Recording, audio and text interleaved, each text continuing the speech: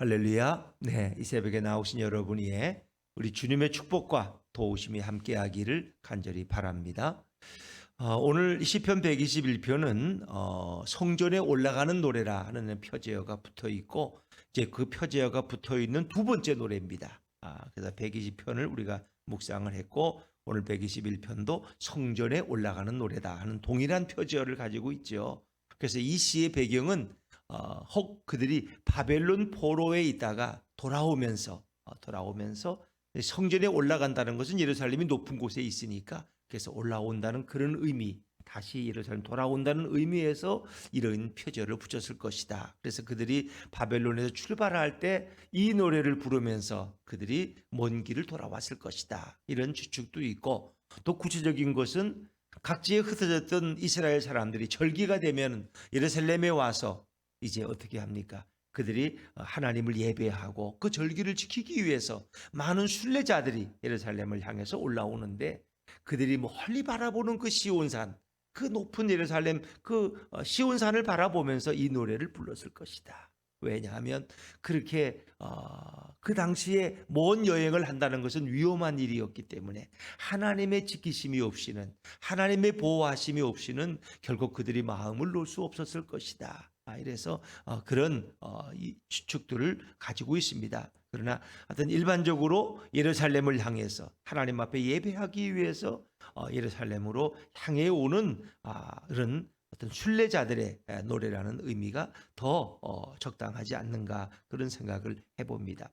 자, 오늘 이 시인의 고민이 무엇입니까? 누가 나를 도울 것인가 하는 거죠. 누가 나를 도울 것인가. 어제 여러분도 보셨겠지만 이제 대선 후보들이 네 분이 나와서 이런저런 질문을 받는데 외교 안보 분야의 질문에 이런 게 있었어요. 당신이 대통령이 되면 이제 우리를 둘러싼 이 4대국이 주로 있죠. 미국, 중국, 일본, 러시아, 우리가 가까운 역사 속에 아주 애증이 있는 그런 나라들인데 누구를 제일 먼저 만날 것이냐. 어느 대통령을 그러니까 이제 각자의 자기의 이제 철학에 따라서 정치의 어떤 그런 의도에 따라서 누구를 먼저 만나겠다. 이런 이제 다 맞는 얘기죠. 이제 저는 그런 얘기를 들으면서 우리 대한민국이 만약에 안보의 위기가 온다면 또 어느 나라부터 공격을 당한다면 또 우리가 어떤 경제적으로 갑자기 이렇게 IMF와 같은 어려움을 당한다면 누가 우리를 제일 먼저 발벗고 도와줄까 이런 생각을 해봤어요. 어느 나라가 러시아가 우리를 제일 먼저 도와줄까 발벗고 뛰어와서 아니면 중국이 한국이 이렇게 어려움 당하면 안 되지 쫓아올까 아니면 일본이 제일 먼저 쫓아올까 그래도 우리가 서로 그런 관계지만 그래도 우리가 옆 동네 아니냐 말이야. 그러면 아니면 미국이 멀리 있지만 우리를 제일 먼저 와서 도와줄까? 그런 생각도 스스로 해봤습니다. 자, 여러분 반대로 또 만약 내가 지금 어려움을 당한다면 누가 과연 나를 도울 수 있을까? 내가 어떤 건강에 어려움을 당한다면 과연 누가 나를 제일 걱정해 줄까? 또 우리가 경제적으로 어려움을 당하면 누가 나를 먼저 그도 와서 아무 조건 없이 이 돈 가져가 쓰라고 그냥 없으면 안 갚아도 되니까 편하게 쓰고 빨리 그 문제를 해결하라고 이렇게 도울 수 있을까? 그런 생각을 해봐요. 저들이 이렇게 이제 교회를 개척 시작하면서 은행에서 이렇게 대출을 준다 그랬는데 그 은행이 빨리 안 주더라고요.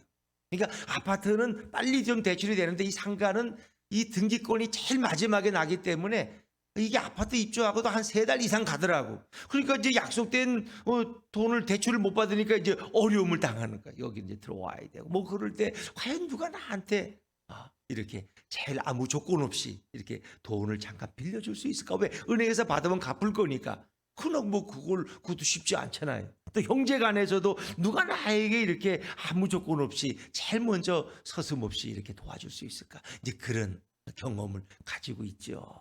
자, 그렇다면 오늘 이 시인의 고백도 마찬가지. 누가 나를 도와줄까? 내가 어려움 당할 때. 자, 우리 1절 말씀을 한번 읽어볼까요? 1절입니다. 1절 시작. 내가 산을 향하여 눈을 들리라. 나의 도움이 어디서 올까? 이것이 시인의 고백입니다. 누가 과연 나를 도와줄까? 여러분도 한번 과연 누가? 내 직장 동료가 늘 나를 도와줄까? 점심 같이 먹는 직장 동료가 아니면 우리 형님이 나를 도와줄까? 부모님이 나를 도와줄까? 이런 생각들을 우리가 혹시 한번 지나가면서 생각해 볼 수 있어요. 오늘 시인은 산을 향하여 눈을 들리라. 근데 이 산이라는 걸 이제 시온산을 가리킨다는 그런 의미도 있지만은 유대인들이 생각하는 산은 장애물을 의미할 때가 많아요. 장애물. 그래서 예수님의 말씀에 너에게 겨자씨만한 믿음이 있으면 산을 들어 바다로 옮기라 하여도 옮길 것이 너희가 못할 것이 없다. 아니 가만히 있는 산을 왜 들어 옮기시라 그럴까 예수님께서.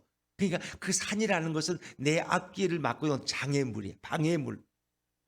근데 그것을 너희가 믿음으로 옮기라고 기도해도 선포해도 그것이 이루어질 것이다. 뭐 이런 이제 말씀이에요. 그러니까 어떤 어려움도 너가 해결할 수 있다는 거죠.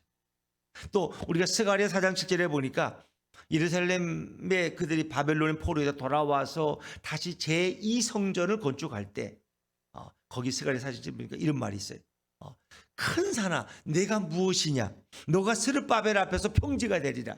거기서 말하는 큰 산이라는 것은 성전 건축을 방해하는 모든 악한 세력들, 그러니까 이웃의 사마리아 사람들 뭐 성전 건축한다고 막 와서 방해하고 또 바벨론에 고자질하고 막 이런 사람들이 있어요. 또 그걸 반대하는 무리들도 있어요.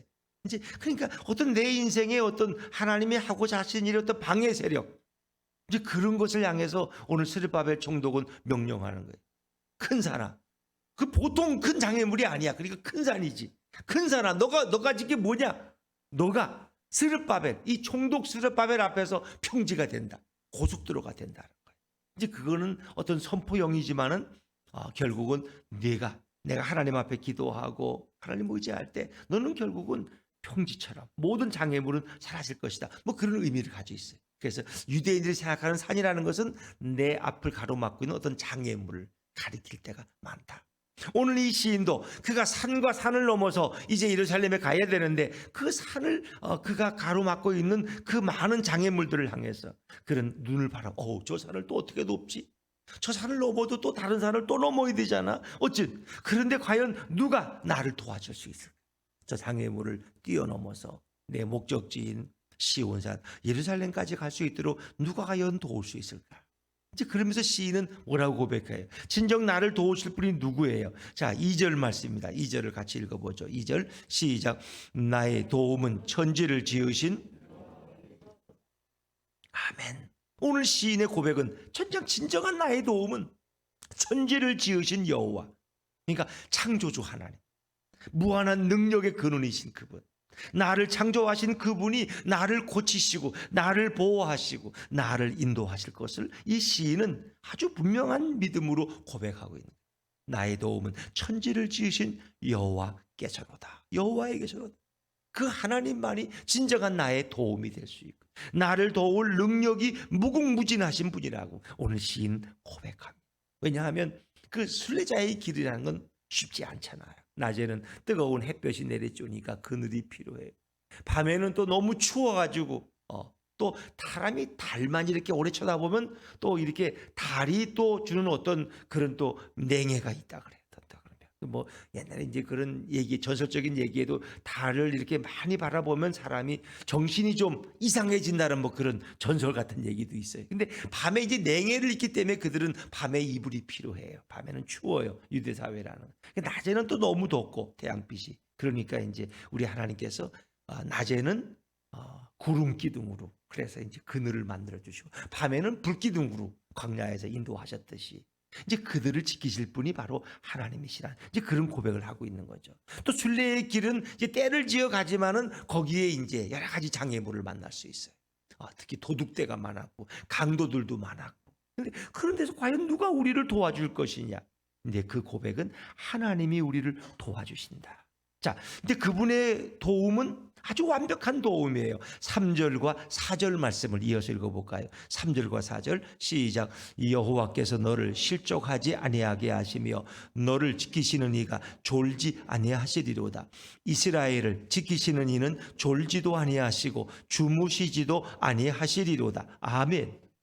여호와께서 너를 실족하지 아니. 실족이라는 건 발을 헛디디는, 이 낭떠러지길 걸어가되 발을 하나 잘못 디디면 낭떠러지로 떨어지면 끝나는 인생. 우리도 그렇지. 사업을 하다가 발 한번 잘못 디디면 큰 어려움다. 뭐 친구 따라가다 잘못 발을 디뎌가지고 평생 감옥에 가서 살아가는 사람들도 있고. 발을 잘못 디뎌서 남의 보증 한번 섰다가 집도 없이 평생 남의 월세살이만 하는 분들도 있을 수 있어요. 그러니까 발 한번 잘못 디디면 인생이라는 것은 참 돌아오기 회복하기 어려운 그런 어려움에 설 수 있어요. 그런데 내가 발을 잘못 디디지 않도록 실족하지 아니하도록 나를 지키시는 분이 바로 여호와 하나님. 근데 그분은 어때요? 나를 지키시는 그분은 졸지도 아니하시고 주무시지도 아니. 이 졸지를 잘못 읽으면 쫄지도 아니하셔요. 그분은 우리를 지키는데 조금 더 쫄지가 않아. 아주 졸지도 않고 이게 이제 의인화적인 표현이에요. 마치 사람이 졸지 않고 누군가 나를 이렇게 잘 지켜주듯이 하나님에 대해서 의인적인 표현을 쓰고 있죠. 의인화라 그러죠. 그래서 하나님을 마치 사람처럼 표현합니다. 어머니가 어린 자녀를 바라보면서 그 아이가 혹시 넘어질까, 혹시 또 잘못된 걸 입에 넣을까, 뭘까 늘 이렇게 지켜보듯이 하나님은 졸지도 주무시지도 않고 우리를 돌보고 계신다. 이제 그런 표현이죠. 그러니까 어찌 이거 완전한 보호예요. 하나님은 뭐 혹시 집을 지키는 파수꾼도 졸 수도 있어요. 또 어떤 날은 도둑이 들려니까 그 좋은 세파터도 그날은 잠만 자고 도둑이 오는 걸 몰라서 짖질 않았어. 근데 그럴 수도 있어요. 개도 안 짖을 때가 있다는 거예요. 도둑 맞으려면. 그런데 하나님은 그런 실수가 없다는 거예요. 그분은 완벽하게 졸지도 주무시지도 아니하시고 24시간 우리를 보호하시고 지키시는 그분이라면 이 시인이 무슨 걱정이 있겠어요? 자, 우리 5절 말씀으로 듣거나 5절입니다. 5절 시작. 여호와는 너를 지키시는 이시라. 여호와께서 내 오른쪽에서 내 그늘이 되시나니. 이 그늘, 그러니까 햇빛을 차단하는 그늘이 되셔서, 그것도 오른쪽이라는 것은 권능의 오른쪽을 얘기하는 거예요. 또 여호와는 너를 지키시는 이시라. 어찌 보면 하나님이 하시는 일이 가장 중요한 것은 우리를 지키시는 거예요. 나를 지키시는, 당신의 자녀들을 보호하시는, 이것이 하나님이 하시는 일 중에 가장 큰 일 중에 하나예요. 그래서 예수님은 내가 너희와 늘 항상 함께 있겠다. 내가 너희를 고아와 같이 버려두지 않겠다. 예수님이 성령으로 우리와 함께 계시겠다는 거예요. 그분은 너를 지키시는 이시라. 오른쪽에서 너의 그늘이 되시기 때문에 어떤 일이 일어나느냐. 6절입니다. 6절 시작. 낮의 해가 너를 상하게 하지 아니하며 밤의 달도 너를 해치지 아니하리로다. 아멘.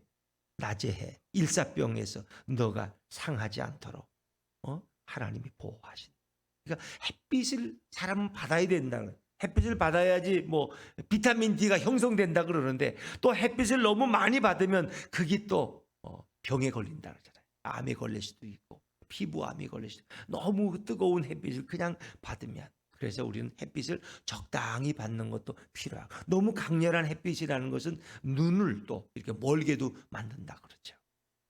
그래서 그건 조심해야 되는 거예요. 밤의 달도 너를 해치지 아니한. 그러니까 순례자에게는 해도 위험한 것이고 달도 위험한 거예요. 근데 그 모든 것으로부터 보호하시는 분이 우리 하나님이다.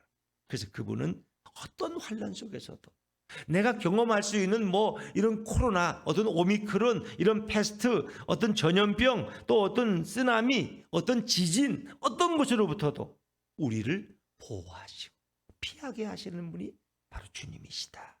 자, 7절 말씀을 드려. 7절입니다. 시작. 여호와께서 너를 지켜 모든 환난을 면하게 하시며 또 내 영혼을 지키시리로다. 시인은 담대하게 고백합니다. 너를 지켜서, 눈동자같이 지켜서 환난을 면하게, 피하게 하시고 내 영혼을 지키시리로다. 이 영혼이라는 것은 꼭 우리가 육신에 반대되는 영혼만이 아니라, 그 영혼이라는 말은 몸 전체를 가리키는 거예요. 그의 정신과 인격과 영혼과 육체와 온전한 삶을 하나님이 통체적으로 보호하신다. 하나님은 뭐 내 육체만 지키신, 내 영혼만, 생명만, 이게 아니라 내 전부를 하나님이 책임지시고 보호하신다. 그런 표현이죠. 그래서 그분은 지금부터, 아니 과거부터 지금 그리고 미래까지 우리의 모든 삶을 보호하신다고 마지막 8절에 고백하고 있죠. 자, 8절을 같이 읽습니다. 8절입니다. 시작. 여호와께서 너의 출입을 지금부터 영원까지 지키시리로다. 이 출입이라는 말은 들어오고 나간다는 말인데, 너의 모든 행위. 그래서 다윗이 백성 앞을 출입할 때 뭐 이런 표현들이 있어요. 그것은 그가 나가서 정사를 보는 거예요. 나라를 지키고 백성들을 다스리고 하는 것을 출입이다. 내가 하루 살아가는 행하는 모든 것을 하나님이 어떻게 지키시느냐? 지금부터 영원까지. 그것은 완벽한 완전한 보호를 의미합니다. 어느 누가 나를 완벽하게 보호할 수 있겠습니까? 어느 누가 나를 완전하게 책임지고 내 인생을 천국까지 인도하실 수 있겠습니까?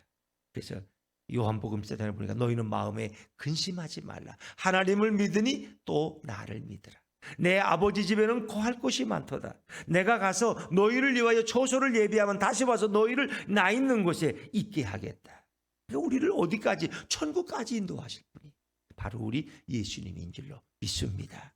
나는 길이요 진리요 생명이니 우리의 목자가 되어 주셔서 그 양떼를 보호하시듯이 오늘 우리를 지키시는 분이 바로 우리 예수님이시다 하는 거죠. 그래서 예수님께서는 뭐라고 말씀해요? 내가 너희를 고아와 같이 버려두지 않게 했다.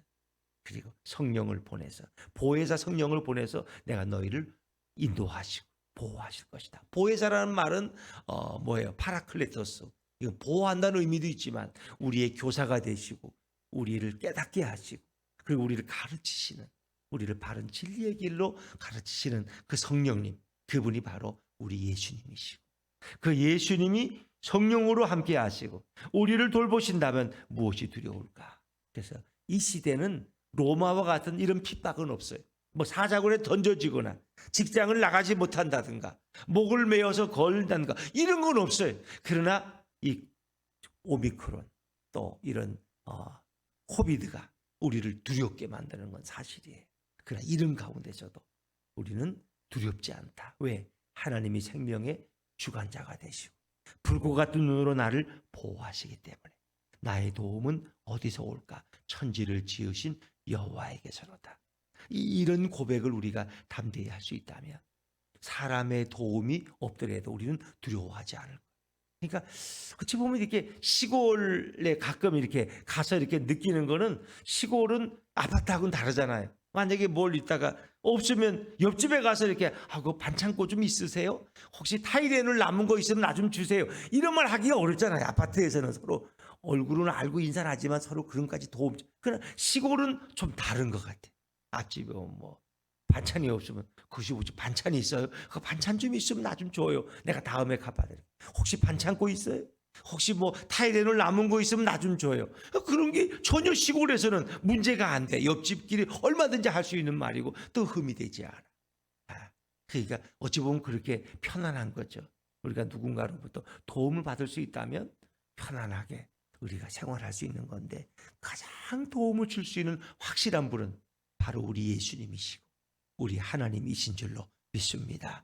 새해를 우리가 어떻게 이 한 해를 살아갈까 두렵지 않습니까? 작년은 그래도 어떻게 잘 용기 피해왔는데 3차 부시다까지 맞아도 그래도 오미크론에 걸릴 수 있다는데 그러나 우리를 보호하시는 분 비록 오미크론에 걸린다고 할지라도 우리의 생명을 보호하시는 분은 바로 우리 예수님이시기 때문에 우리는 오늘도 담대하게 이 하루를 또 한 해를 걸어갈 수 있을 것입니다. 진정한 도움이 되시고 나와 함께 하시는 그 예수님은 오늘도 의지하고 그 예수님과 함께 걸어가는 복된 새해가 되시기를 주의 이름으로 축원합니다.